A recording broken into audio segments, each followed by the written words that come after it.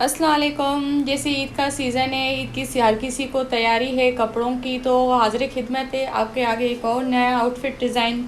जैसे कि आप देख सकते हैं कि स्टार्स को हमने जो है टाँका हुआ है 4 टाँकों से ब्लैक कलर से, और उसके नीचे हम जो है टसल्स और बीड्स ऐड करने वाले हैं, जो कि बहुत ही प्यारा और ट्रेंडी लुक आएगा। तो इसको फुल वॉच ज़रूर कीजिएगा।